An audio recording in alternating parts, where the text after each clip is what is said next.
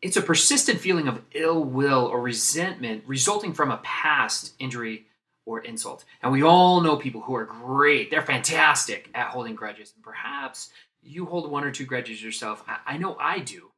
Now, each grudge is actually a story that we retell ourselves over and over and over.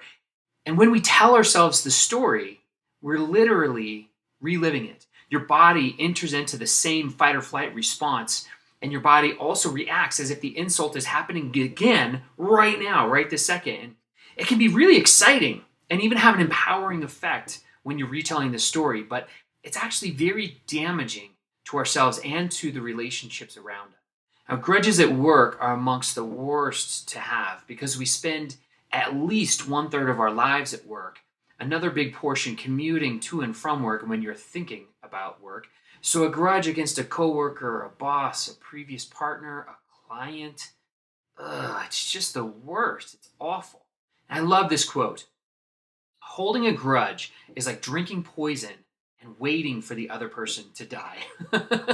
It seems so ridiculous and so true, and yet why do we do it? So if that's the case, what can you do about it?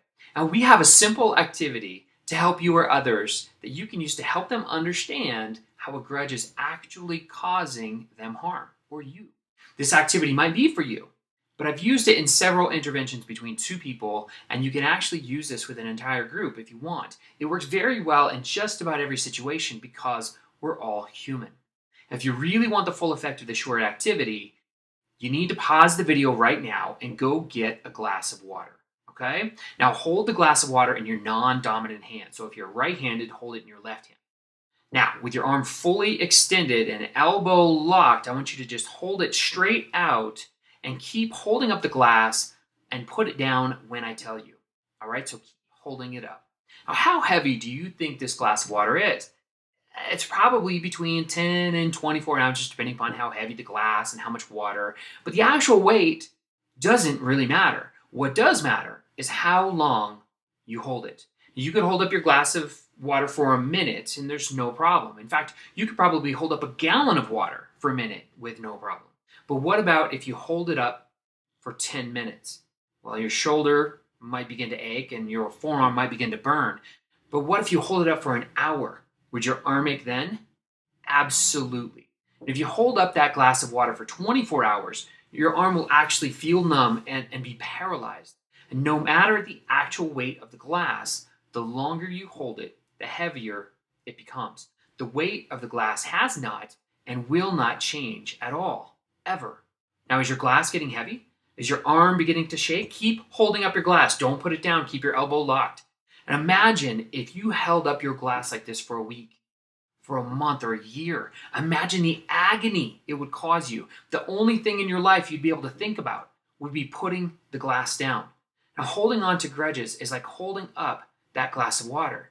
The initial injury or insult may have hurt, but nothing compared to holding on to it like that. Now, keep holding your glass up. Don't let it down.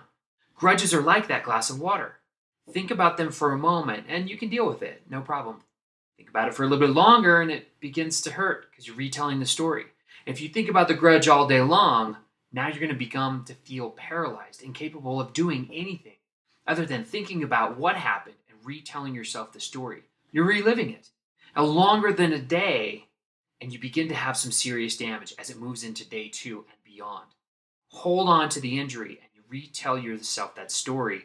It becomes a grudge, poisoning you and your relationship with that person. Then you retell yourself the story to justify holding on to the grudge in the first place, seriously damaging who in the process? Certainly not the person who insulted you or caused you the injury. The only person hurt by holding on to a grudge is you. Now put the glass down. Congratulations if you held it up the whole time. Let go of the grudge too. It is not serving you in a positive way at all. Now, did you hold it up the whole time? You may have, and if you did, well done.